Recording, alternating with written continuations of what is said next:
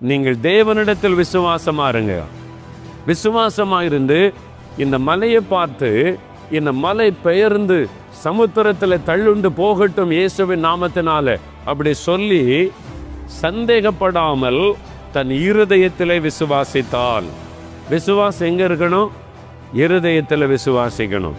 சிலருக்கு மூளை அறிவில் வேலை செய்யும், மூளை அறிவில் யோசிக்கிறாரு. அப்போ அதனால தான் அற்புதங்கள் நடப்பதில்லை. பிரியமானவர்களே, இயேசுவின் நாமத்தில் நான் உங்களை வாழ்த்துகிறேன். இன்றைக்கு ஏதோ ஒரு நோயினால் பலவீனத்தினால் நீங்கள் கஷ்டப்பட்டு கொண்டிருக்கலாம்.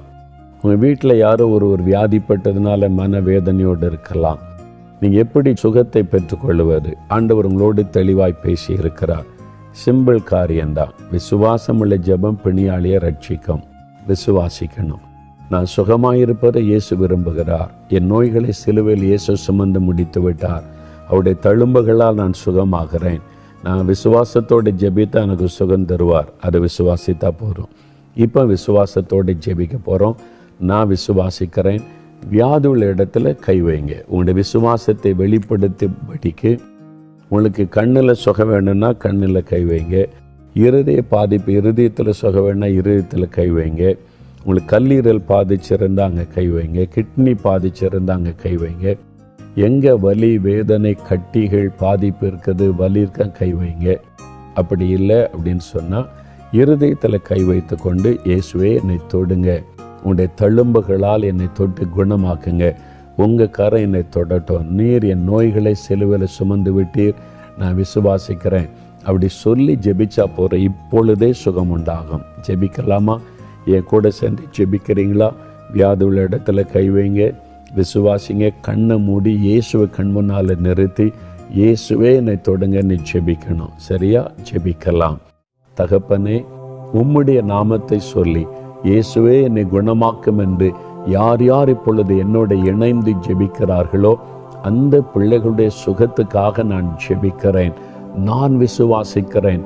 நாங்கள் ஜெபிக்கிற இதே நேரம் அருமையான நம்முடைய பிள்ளைகளை தொட்டு நீர் குணமாக்க வல்லமையுள்ள தேவனாய் அவர்கள் அருகில் பிரசன்னமாகி இருக்கிறீர் என்பதை விசுவாசிக்கிறேன். இவர்களுடைய நோய்களை நீர் சிலுவையிலே சுமந்து விட்டீர். இவர்களுடைய நோய்களை குணமாக்க உம்முடைய கைகளிலே தழும்புகளை ஏற்றுக்கொண்டீர். உம்முடைய வசனத்தை விசுவாசித்து நான் செபிக்கிறேன். இப்பொழுது உம்முடைய தழும்புள்ள கரம் இவர்கள் மீது வைக்கப்படட்டும். நசரேயனாக இயேசு கிறிஸ்துவின் வல்லமுள்ள நாமத்தினால் சகல நோய்களும் அவருடைய சரீரத்தை விட்டு விலகுவதாக. தலை முதல் கால் வரை சுகமளிக்கிற வல்லமை இறங்கட்டும் இயேசுவின் நாமத்தில். ஆண்டவரே, தலையிலே காணப்படுகிற வலிகள் மறையட்டும். இப்பொழுதே டியூமர்கள் இயேசுவின் நாமத்தில் மறைந்து போகட்டும். பாதிக்கப்பட்ட கண்களில் சுகம் உண்டாவதாக. குருட்டு கண்கள் இயேசுவின் நாமத்தில் திறக்கப்படட்டும். செவிட்டு ஆவிகளை கடிந்து கொள்ளுகிறேன். செவிட்டு காதுகள் திறக்கப்படட்டும் இயேசு கிறிஸ்துவின் நாமத்தில். பாதிக்கப்பட்ட இருதயத்திலே சுகம் உண்டாகட்டும். பாதிக்கப்பட்ட லங்ஸை ஆண்டவர் தொடும். லிவரை கர்த்தர் தொடும். கிட்னியை கர்த்தர் தொடும். இயேசு கிறிஸ்துவின் நாமத்தில் ஒவ்வொரு உறுப்புகளுக்குள்ளும் சுகமளிக்கிற வல்லமை இறங்கட்டும். டைஜஸ்டிவ் சிஸ்டத்தில் காணப்படுகிற வேதனைகள் மாறட்டும். இயேசுவின் நாமத்தில் கர்ப்பப்பையில பிரச்சனையோடு ஜெபிக்கிற சகோதரிகளை தொடும். சுகம் உண்டாவதாக. எலும்புகளிலே நரம்புகளுக்குள்ளே வல்லமை இறங்கட்டும். சகல நோய்களும் இயேசுவின் நாமத்தில் விலகட்டும். இயேசு கிறிஸ்துவின் நாமத்தில் சுகம் உண்டாகட்டும். உம்முடைய தள்ளும்புள்ள கரம் தொடுகிறதற்காய் ஸ்தோத்திரம். தள்ளும்புகளால் குணம் ஆகிறதற்காய் ஸ்தோத்திரம். இந்த நிமிஷத்தில் இந்த மாற்றத்தை காணட்டும். வியாதிப்பட்ட குழந்தைகளை தொட்டு குணமாக்குங்கப்பா. ஒவ்வொரு குழந்தைகள் மீது உம்முடைய கரத்தை வையுங்க. எல்லா நோய்களும் மாறி குழந்தைகள் ஆரோக்கியமாய் வளரட்டும். மூளை வளர்ச்சி இல்லாத குழந்தைகளை தொடுங்க ஆண்டவரே. ஒரு மாற்றம் வரட்டும். அவனுடைய பிள்ளைகளுடைய சரீரத்தில், அவருடைய வளர்ச்சியில் ஒரு மாற்றம் வரட்டும் அப்பா. பாதிக்கப்பட்ட குழந்தைகளை தொட்டு குணமாக்குங்க.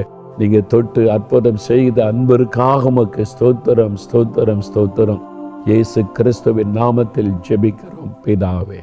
ஆமேன், ஆமேன்.